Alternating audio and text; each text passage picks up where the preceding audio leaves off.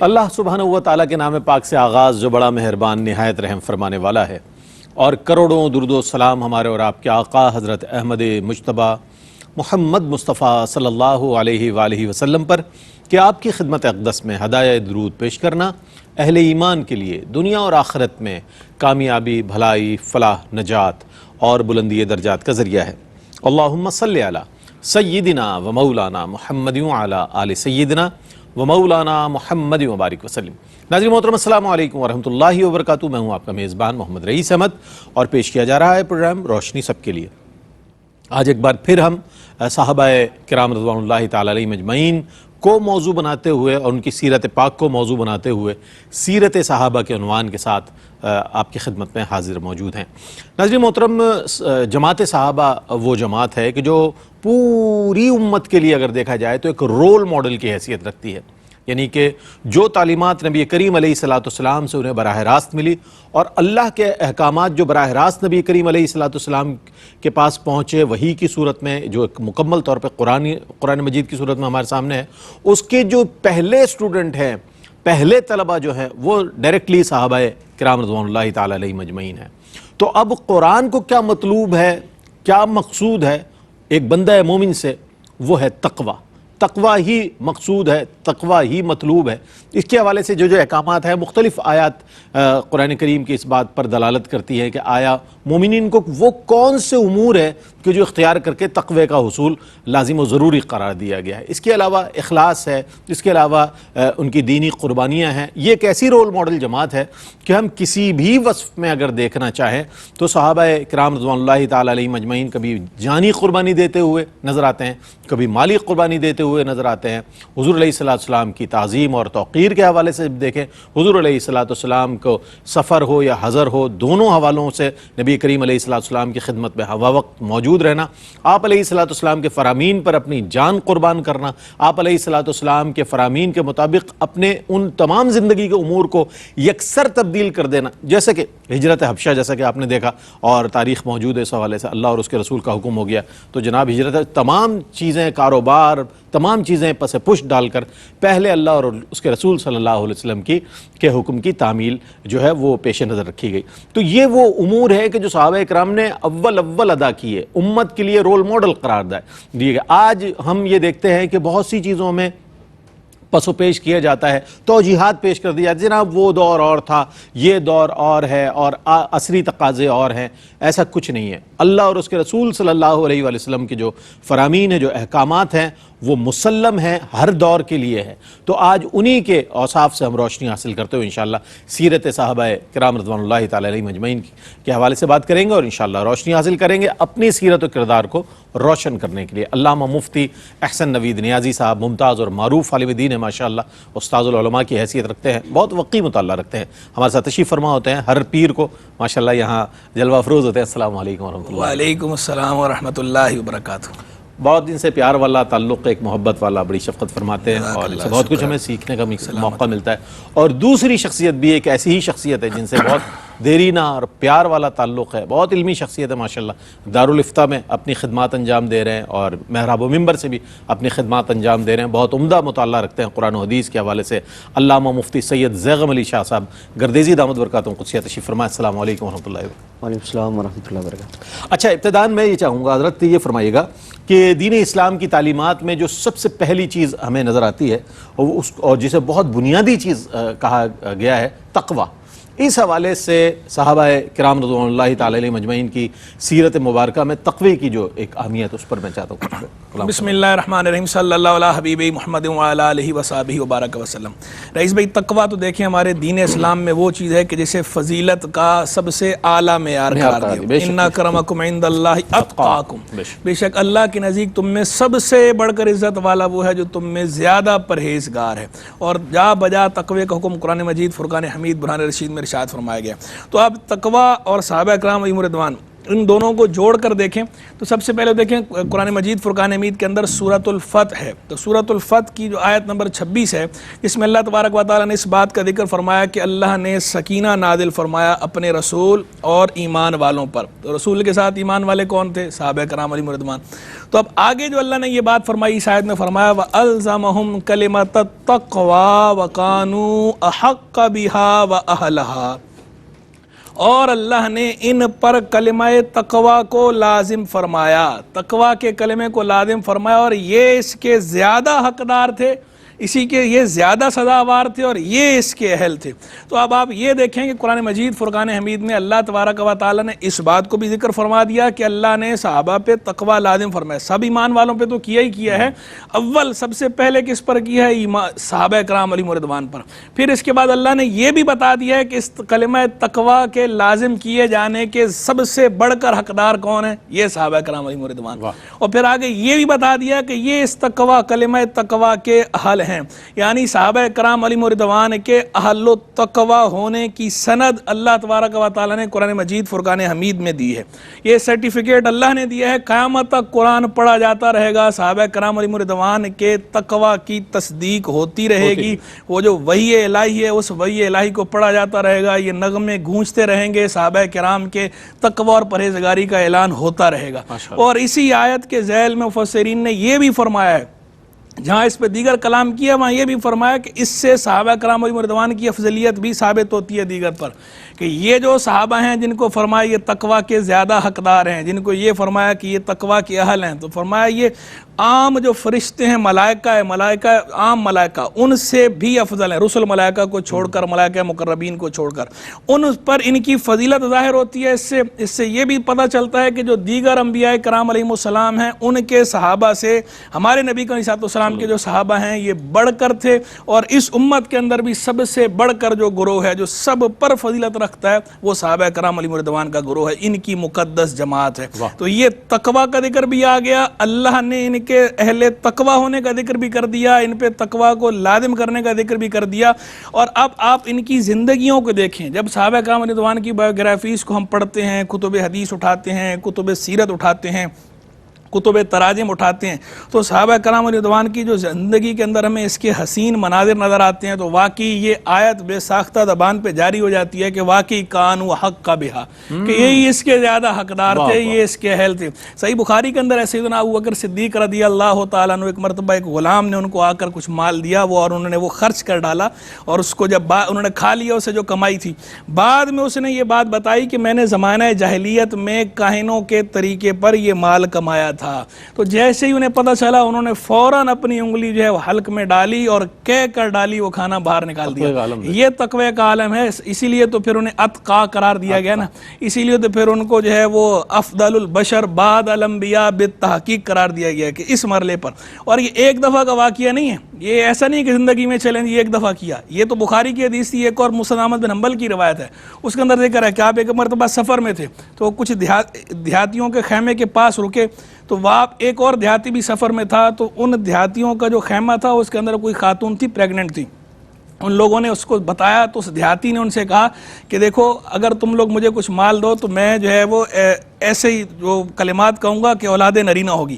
انہوں نے پیسے دے دیے اور اس نے کچھ کاہنوں کی طرز پر مسجع فکرے کہہ دیے، انہوں نے مال دے دیا۔ اب بعد میں اس نے سیدنا صدیق اکبر رضی اللہ عنہ کو دیا اور انہوں نے اس میں سے کھا لیا، انہیں معلوم نہیں تھا۔ جب اس بندے نے بعد میں بتایا کہ یہ میں نے لیا اس طرح تھا، تو سیدنا صدیق اکبر رضی اللہ عنہ کھڑے ہوئے، پہلے اس فعل سے اپنی برات کا اعلان کیا، بتایا ان کو کہ یہ کام ٹھیک نہیں ہے، اس سے برات کا اعلان کیا، اس کے بعد آپ نے پھر اپنی انگلی جو ہے وہ اپنے حلق میں ڈال کر پھر آپ نے کیا کر دی، یہ آپ نے کیا کر دی۔ یہ سیدنا صدیق اکبر رضی اللہ عنہ، سیدنا فاروق اعظم رضی اللہ تعالیٰ عنہ، جو فاروق اعظم حق اور باطل میں سب سے بڑھ کر فرق کرنے والے، تو سیدنا فاروق اعظم رضی اللہ عنہ کو ایک مرتبہ ایک بندہ آیا ایسی، اس نے جو ہے وہ دودھ پیش کیا، آپ نے پیا، بڑا لذیذ تھا، پوچھا کہاں سے لائے ہو؟ اس نے کہا میں گھاٹ پر گیا تو وہاں لوگ صدقے کے جو اونٹ ہیں ان کو سیراب کر رہے تھے، اونٹ اور اونٹنیاں جو ہے صدقے کے جو جانور تھے، تو میں نے ان کو پانی وغیرہ پلایا تو انہوں نے خوش ہو کے انہوں نے مجھے جو ہے دودھ دو کر دیا ہے، تو اس کو میں نے پھر مشکیزے میں ڈال لیا تھا تو لے آیا ہوں۔ آپ کو پتہ چلا تو آپ نے فوراً جو ہے وہ اپنی انگلی حلق میں ڈال کے کیا کر دیا کہ یہ صدقے کا مال تھا اور غنی کے لیے صدقے کا مال حلال نہیں ہے، تو یہ صدقے کا مال ہے، یہ دیا تو اس کو گیا تھا نا، انہوں نے ہبہ کیا نا، لیکن یہ ان کا تقویٰ ہے، ہیلا ہو سکتا تھا اس میں۔ یہ ان کا تقویٰ ہے کہ وہ بندہ، انہوں نے یہ سمجھا کہ یہ جو ہے صدقے کا مال ہے اور صدقہ جو ہے وہ مستحقین پر ہی خرچ ہوتا ہے۔ اگر وہ بندہ مستحق تھا، اگر مستحق ہے تو ایک الگ بات ہے، اس کا معاملہ وہ فقہی پہلو اپنی جگہ پر ہے، لیکن سیدنا فاروق اعظم کا تقویٰ یہ ہے، اور پھر وہ حکمران ہیں اور وہ رول ماڈل بھی ہیں اور مثال بھی قائم کر رہے ہیں اور بتا رہے ہیں کہ دیکھو اگر پتہ چلے تعلیم امت یہ ہے، تو یہ سیدنا فاروق اعظم رضی اللہ عنہ۔ پھر یہی سیدنا فاروق اعظم رضی اللہ تعالیٰ عنہ وہ جب خطبہ دینے کے لیے کھڑے ہوتے ہیں اور چادر جو ہے وہ آپ نے جو زیب بدن فرما رکھی ہوتی ہے، چادر بڑی ہوتی ہے، بندہ سامنے اٹھ کے اعتراض کر دیتا ہے کہ جو چادریں آئی تھیں، جو مال غنیمت آیا تھا، تو اس میں سے سب کو ایک ایک ملی، آپ نے اپنے لیے 2 رکھ لی کیونکہ قد مبارک لمبا تھا اور ایک تو آنی نہیں تھی، تو اس پر آپ نے فرمایا تھا کہ عبداللہ بن عمر اس کا جواب جو ہے وہ ابن عمر دے گا، پیش کر رہا ہے اپنے آپ کو، بالکل ابن عمر، اور لوگ سوال کر رہے ہیں۔ آپ دیکھیں انہوں نے یہ فضا قائم کر رکھی تھی، ماحول ایسا تھا، مہر کے معاملے میں بھی ایک عورت نے جب سوال کر دیا، بالکل ہاں، وہ ماحول انہوں نے یہ کریٹ کر رکھا تھا کہ کوئی بھی سوال کر سکتا تھا، کسی کو سوال پہ کوئی گردن زدنی نہیں تھا، تو سوال جو ہے وہ کر سکتے تھے۔ سوال بندے نے اتنی جرأت سے کھڑے ہو کر کیا،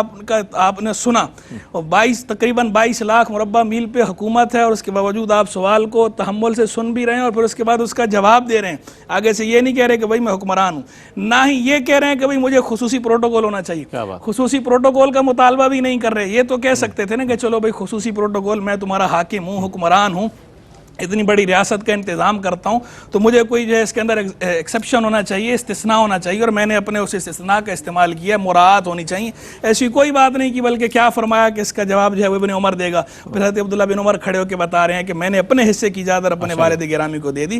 تو یہ صحابہ کرام رضوان کا تقویٰ ہے کہ انہوں نے اللہ سے ڈرتے تھے اور اللہ سے ڈر کر شبہات سے بھی بچتے تھے اور اپنے احتساب کے لیے اپنے آپ کو بھی پیش کر دیا کرتے تھے۔ بہت عمدہ۔ سید المتقین صلی اللہ علیہ وآلہ وسلم کے جتنے صحابہ ہیں وہ سب اپنے اپنے طور پر تقوی کے اعتبار سے ائمہ متقین ہمارے لیے ان کی مثالیں ہیں، جیسے کہ حضرت سیدنا مولا علی مشکل کشا شیر خدا رضی اللہ تعالیٰ عنہ کی بے شمار ایسی مثالیں ہیں تقوی کے اعتبار سے جو دی جا سکتی ہیں۔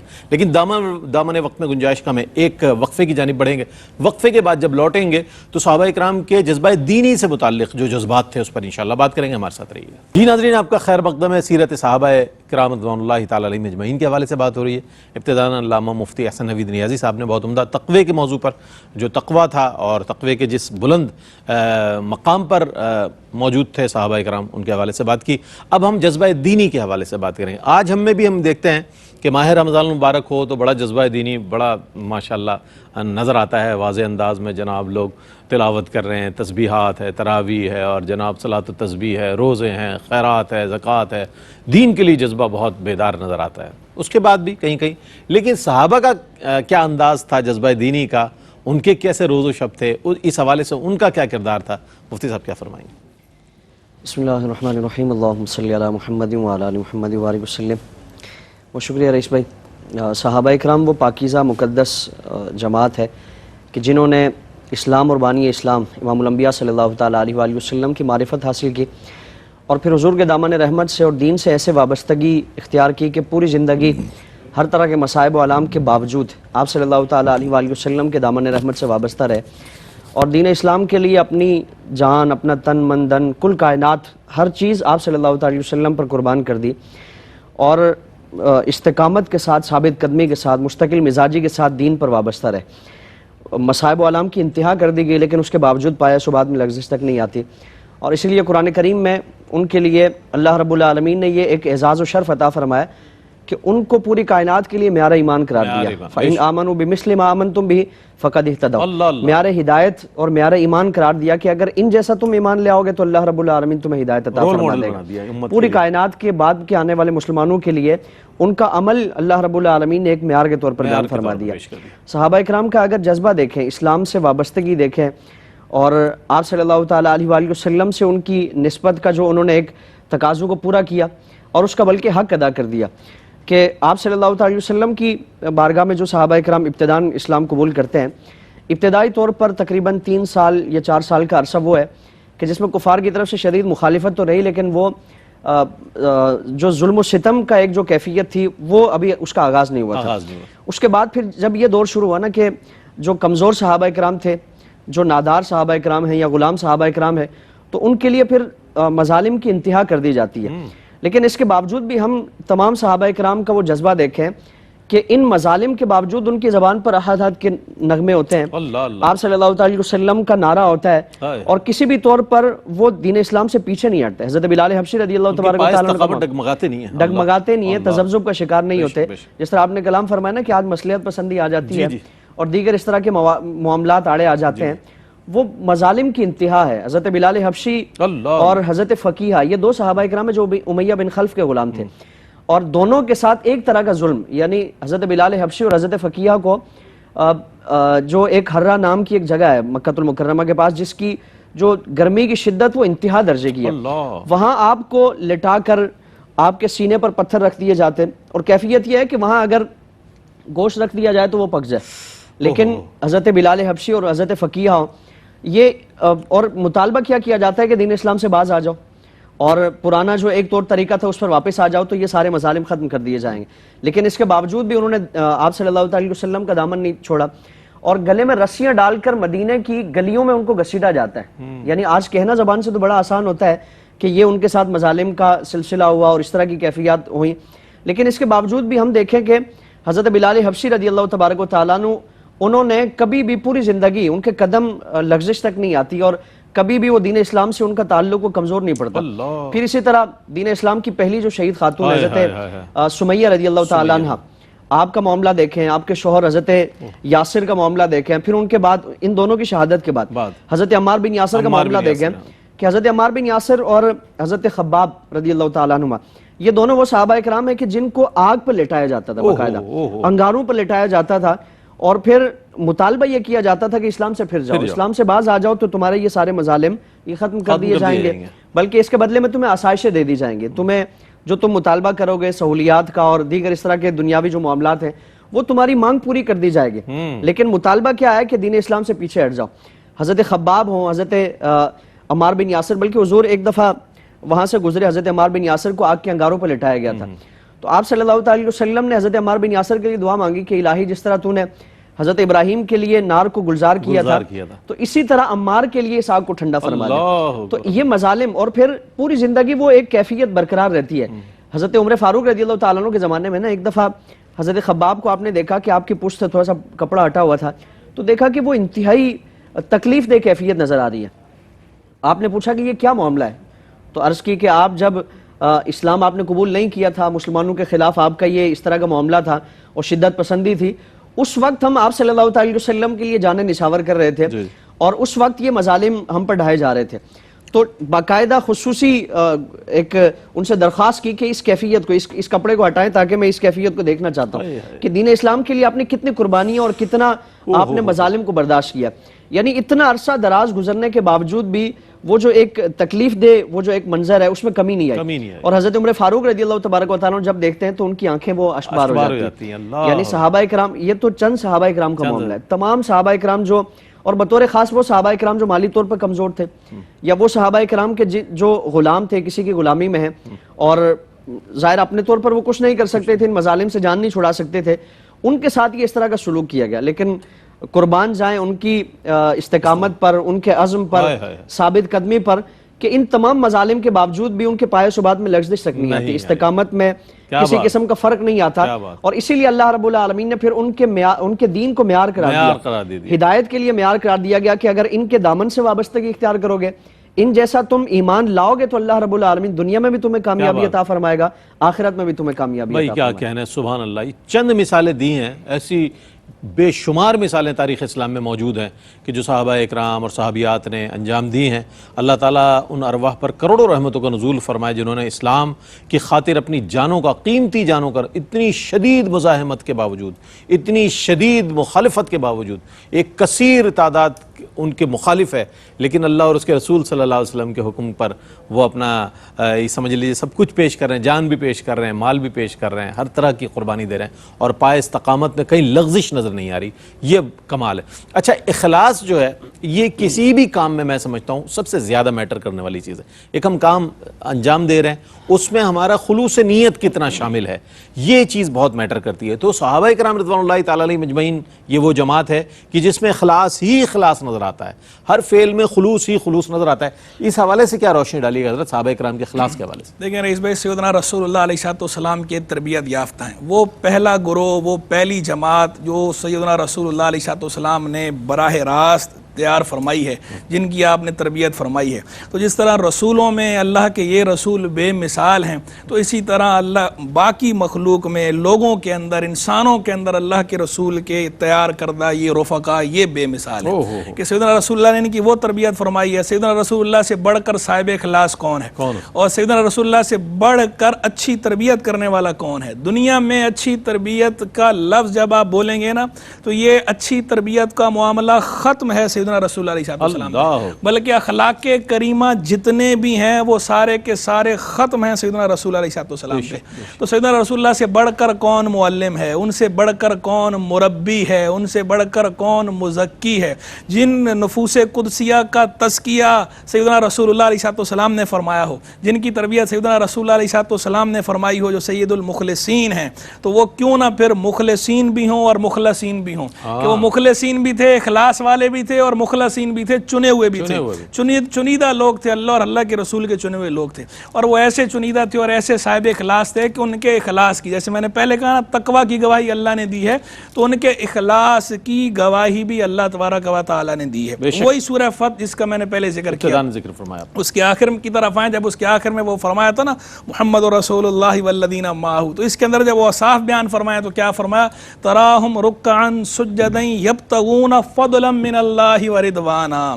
تم ان رسول اللہ کے ساتھ والوں کو, یعنی ان کے صحابہ کو دیکھو گے رکوع کرتے, سجدے کرتے, اللہ سے اس کا فضل اور اس کی رضا چاہتے.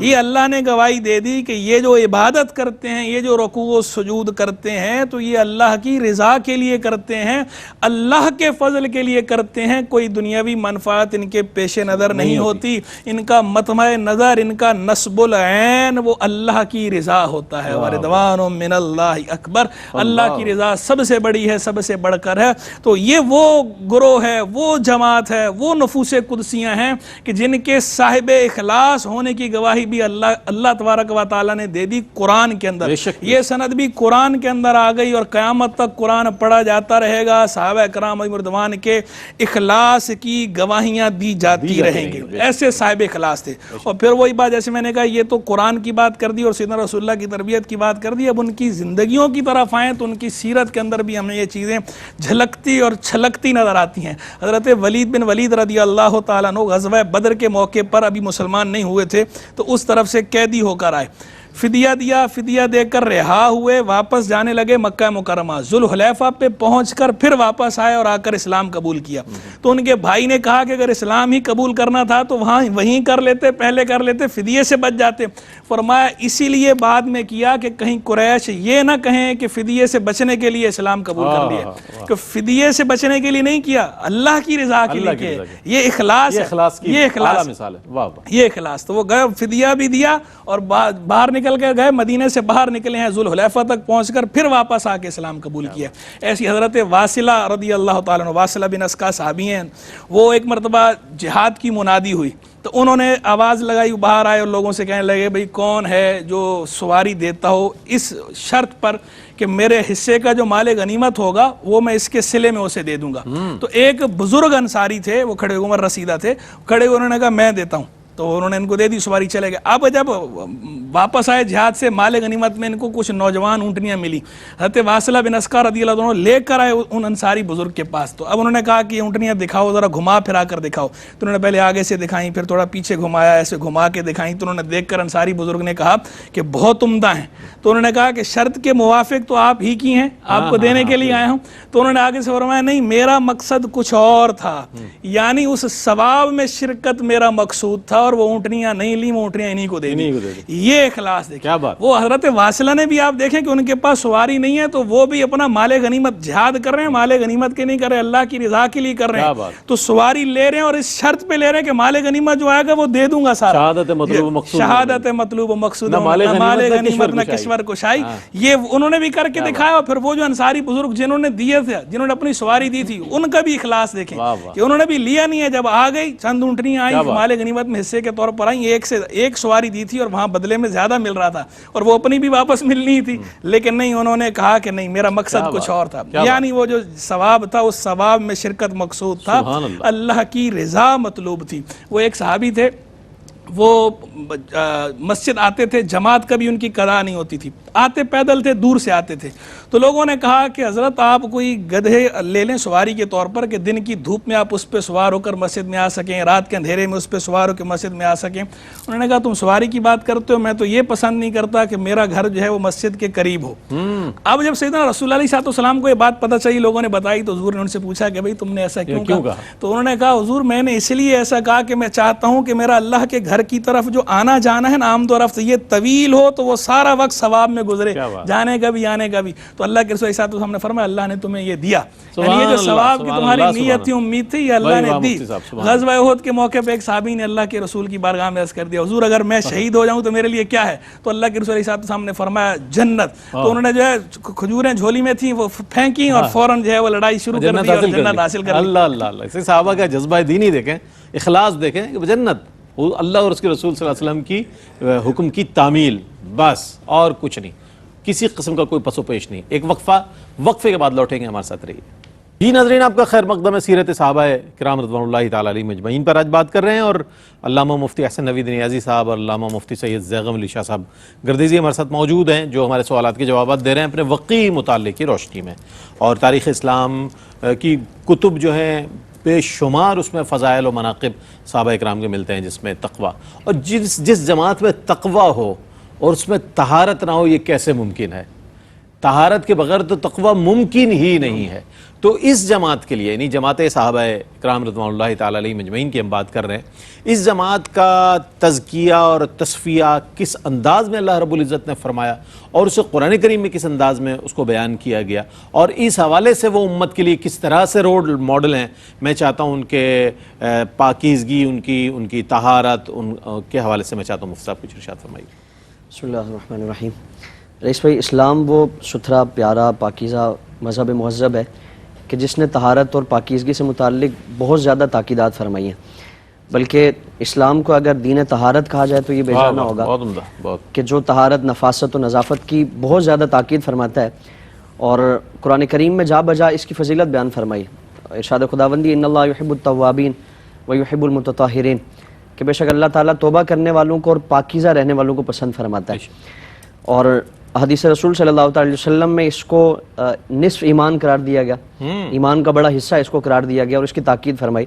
تو یقیناً صحابہ اکرام تو اس پاکیزہ بارگاہ کے فیض یافتگان ہیں، اور قرآن اور احادیث کو سب سے بہتر سمجھنے والے اور اپنی شخصیات پر اس کو لاگو کرنے والے.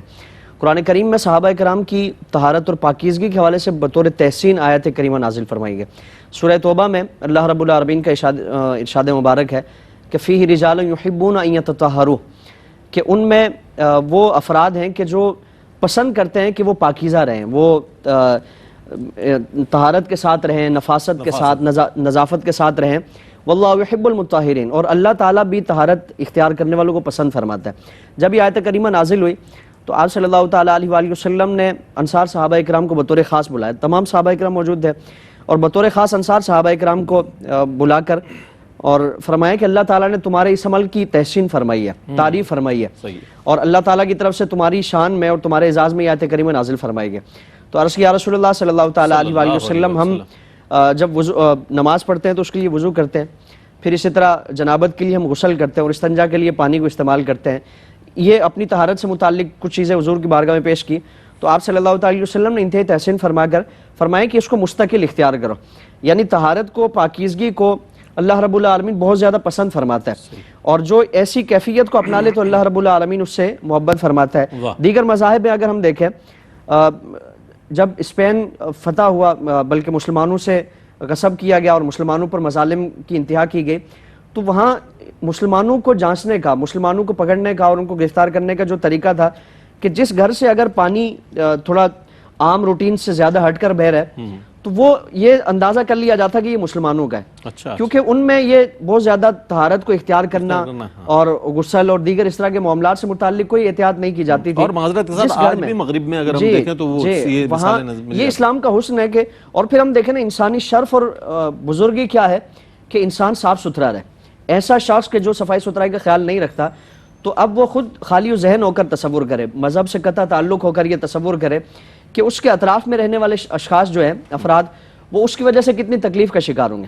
اسلام میں تو یہ تاکید فرمائی گئی کہ جتنی نمازیں دن میں لازم فرمائی گئی، ہر نماز کے لیے طہارت ہے، پاکیزگی ہے، اور صرف یہ نہیں کہ نجاست سے پاکیزگی اختیار کرے بلکہ اعضائے وضو کو دھونے کی تاکید فرمائی گئی. پھر اسی طرح مسواک کو سنت کے طور پر رکھا گیا کہ تاکہ وہ کوئی ایسی چیز ہمارے عمل سے اور ہماری کیفیت سے وہ ظاہر نہ ہو جس کی وجہ سے لوگوں کو تکلیف اٹھانی پڑے. پھر اگر خدا نخواستہ کسی کی ایسی کوئی کیفیت ہے کہ جس کی وجہ سے لوگ پریشانی میں مبتلا ہو سکتے ہیں تو فرمایا کہ وہ جب تک اس کیفیت کو دور نہ کرے مسجد نہ جائے. یعنی جس طرح بعض چیزیں کھانے کی وجہ سے فرمایا کہ وہ جب تک بو ختم نہ ہو جائے مسجد میں نہ جائے. لہسن ہے، پیاز ہے، یا دیگر اس طرح کی چیزیں ہیں. اور مسجد میں بھی جب جائیں یا اجتماعی طور پر کوئی بھی اس طرح کا اہتمام کیا جائے تو اس کے لیے تاکید فرمائی گئی کہ صفائی ستھرائی کے ساتھ جائیں تاکہ کوئی آپ کی وجہ سے تکلیف میں مبتلا نہ ہو. تو اسلام میں اتنی اس کی تاکید فرمائی گئی، اہتمام فرمایا گیا، اپنے ماننے والوں کو اس کا حکم فرمایا گیا. بلکہ جب یہ آیت کریمہ نازل ہوئی اور آپ صلی اللہ تعالی وسلم مختلف طہارت سے متعلق مسائل بیان فرماتے تھے تو مشرکین مکہ نے اس پہ تعجب کا اظہار کیا اور کہنے لگے کہ تمہارے آقا، تمہارے نبی صلی اللہ تعالی علیہ وسلم تمہیں یہ استنجا وغیرہ کے متعلق بھی مسائل سکھاتے، یہ کیا عجیب بات ہے.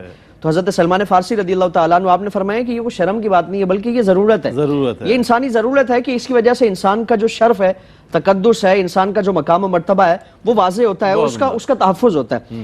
اور اگر اس کے متبادل دوسرا معاملہ اختیار کیا جائے تو یقیناً وہ انسانی شرافت کے خلاف ہے. اور آپ نے فرمایا کہ اللہ کے رسول صلی اللہ علیہ وسلم تو ہمیں ایک ایک چیز جو طہارت سے جڑی ہوئی ہے اس کی تاکید فرماتے ہیں کہ وضو کیسے کرنا ہے اور وضو کس کیفیت میں کرنا ہے، کیا کیا چیزیں اس کو اختیار کرنی ہے. تو اسلام وہ طہارت کا مذہب ہے، نفاست کا مذہب ہے. صحابہ کرام ہمارے لیے اس طور پر بھی آئیڈیل ہے کہ انہوں نے اپنے عمل سے یہ ظاہر کیا. اور پھر اس زمانے میں ہم دیکھیں نا کہ جہاں دیگر اشیاء کی قلت پائی جاتی ہے، پانی کی بھی قلت ہے، لیکن اس کے باوجود وہ صحابہ کرام کی ذوات مقدسہ میں ہم اس طرح کا طہارت کے علاوہ کوئی معاملہ نہیں دیکھتے.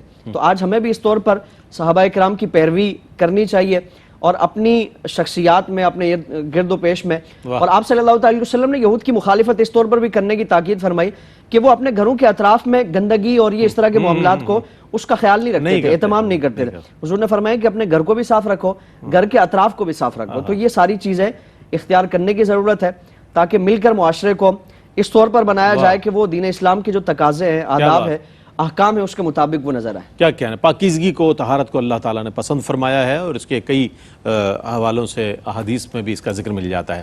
اب ہم آتے ہیں قربانیوں کی جانب. اور قربانی دینا انسان کے لیے بہت مشکل کام ہے، چاہے وہ مالی قربانی ہو، چاہے وہ جانی قربانی ہو، بدنی قربانی ہو. بہت مشکل کام ہے انسان کے لیے سیکریفائز کرنا کسی چیز کے لیے اور کسی ایسے نظریے کے لیے کہ جو پیش کیا گیا ہو جس کے مخالف بھی بہت زیادہ موجود ہوں، اس کے مزاحمت کرنے والے اس پر بہت موجود ہوں.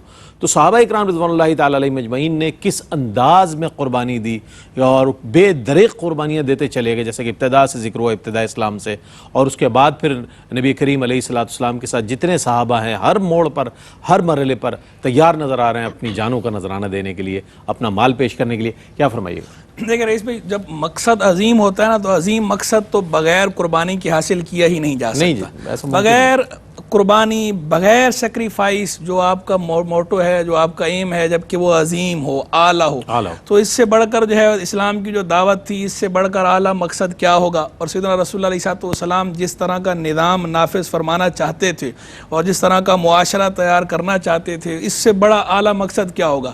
تو اس کے لیے جو ہے، اور وہ جس معاشرے میں تھے، جس سوسائٹی میں تھے، اس میں کون سی خرابی تھی جو نہیں تھی، تو وہاں پر اتنا اعلیٰ معیار اور اعلیٰ معاشرہ تیار کرنا تو قربانیاں بھی اتنی ہی بڑی سطح کی درکار تھیں. تو سیدنا رسول اللہ علیہ السلام کے صحابہ نے وہ قربانیاں دے کر اپنا حق ادا کر دیا. قربانی دینے کا حق ادا کیا ہے انبیاء اور رسول کے بعد صحابہ کرام علیہم رضوان نے. جو قربانی کی تاریخ ہے، تاریخ انسانی جو ہے اس کے اندر یہ قربانیوں کی رنگینی ہے. قربانیوں کی رنگینیاں ہوتی ہیں تو آگے ملتیں تیار ہوتی ہیں، بدر سے لے کر کربلا تک. بدر سے کربلا تک، بالکل. اور پھر کربلا کے بعد بھی یہ تو آخر تک یہ معاملہ جو ہے وہ چلتا رہنا ہے حضور کی امت کے اندر. تو یہ تو مثالیں، تابناک مثالیں انہوں نے جو ہے وہ قائم کی. اور دیکھیں قربانی جن لوگوں نے جو مائگریٹ کیے ہے، پاکستان جب بنا تھا تو جو لوگ وہاں سے ہند سے یہاں پر آئے ہیں تو ایسے کسی بندے سے پوچھیں جو زندہ ہو ابھی براہ راست کہ بھئی یہ جو ہجرت کرنا ہوتا ہے، ایک جگہ سے دوسری جگہ جانا، یہ نقل مکانی کرنا، یہ کتنا دشوار ہوتا ہے اور اس میں بندے کو کتنا سہنا پڑتا ہے. یہ صحیح رسک ہے. اور رسک کتنا ہے، جان کا تو رسک ہے، جان کا رسک بھی ہے، مال کا بھی، عزت آبرو کا اور مال، اور دوسرا وہ آپ سب کو چھوڑ کر آئیں. کیا کچھ آپ ساتھ لے کر آ سکیں گے، کتنی چیزیں آپ لے کر آ سکیں گے ساتھ، کیونکہ آپ کوئی عام حالات میں نہیں آ رہے، جنرل سرکمسٹانسز نہیں ہیں، امن کی حالت نہیں ہے کہ آپ کہہ رہے ہیں کہ بھئی میں بائی ایئر منگوا لوں گا اور آپ میں اس کو بعد میں یوں کر لوں گا اور دوسرا لے آئے گا، فلاں لے آئے گا. یہ تو ابھی یہ ہے کہ آپ نے بس جانا ہے، سر پہ پڑ گئی ہے، نکلنا ہے، جو آپ لے کے جو ہے اپنی جان بچا کے آپ پہنچ جائیں، بڑی بات ہے، پہنچ گیا زندہ، بڑی بات ہے، غنیمت ہے. آپ نے کیا اسباب کیا اٹھانے اور سامان کیا اٹھانے. تو سیدنا رسول علیہ السلام کے جو صحابہ کرام ہیں، دیکھیں انہوں نے ہجرت کی، گھر بار چھوڑا، مال کی قربانی دی، رشتوں کی قربانی دی ہے، اعضاء کی قربانی دی ہے، جہاد ہوا، جنگیں لڑی ہیں اس کاز کے لیے، اس مقصد کے لیے. کسی نے اپنے ہاتھ کا نذرانہ دیا، کسی نے پاؤں کرانہ پیش کیا، کسی کی آنکھ پھوٹ گئی، کوئی جان سے کیا، جان آفرین کے سپرد کر دی. سیدنا امیر حمزہ رضی اللہ عنہ، وہ ایک سے ایک مثال ہے. کس کا نام لیں، میں تو نام لیتے ہوئے ذہن میں یہ آ رہا ہے کس کا نام لوں، کس کو چھوڑوں. شکار ماہ کے تذکیر آفتاب کروں، کسے ترک کروں، کس کا انتخاب کروں. ایک سے بڑھ کے ایک جو سیدنا رسول اللہ کے صحابہ جو ہے، مال کی قربانی، جان کی قربانی. وہ نام آپ نے لے دیے، غزوے کا ذکر آ گیا تو مجھے وہ ذہن میں آ گیا، اچانک دل کر رہا ہے کر دوں. غزوہ بدر کے موقع پہ جب سیدنا رسول اللہ علیہ السلام نے یہ فرمایا نا کفار قریب آئے، تو فرمایا اٹھو اور اس جنت کو لو کہ جس کا عرض، جس کی چوڑائی جو آسمان و زمین کے برابر ہے. تو ایک صحابی تھا حضرت عمیر انصاری رضی اللہ عنہ، تو انہوں نے آگے سے عرض کیا، یا رسول اللہ آسمان و زمین کے برابر؟ تو ارشاد فرمایا ہاں. تو انہوں نے کہا واہ واہ. تو حضور نے پوچھا واہ واہ کیوں کہتے ہو؟ تو انہوں نے عرض کیا کہ حضور واہ واہ اس لیے کر رہا ہوں اس امید پر کہ شاید میں بھی اس میں داخل ہو سکوں. تو حضور نے فرمایا تم داخل ہو گئے.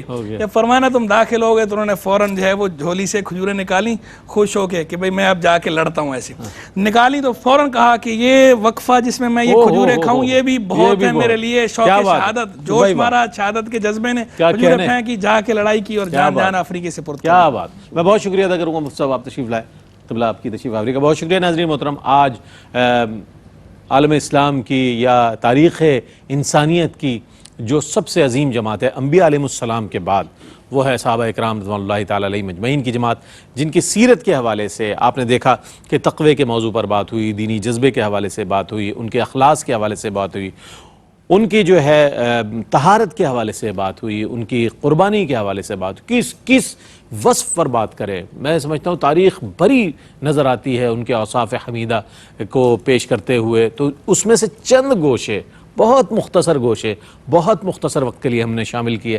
اللہ تعالی ہمارے اس ذکر کو قبول فرمائے، چونکہ ہم نے بہت عظیم ترین ذوات قدسیہ کا ذکر کیا، اور اللہ تعالیٰ ان کی سیرت کو اپنانے کی ہمیں توفیق عطا فرمائے اور اس سے اپنی سیرت و کردار کو روشن کرنے کی توفیق عطا فرمائے. اسی پیغام کے ساتھ اپنے میزبان محمد رئیس احمد کو اجازت دیجیے. اللہ حافظ.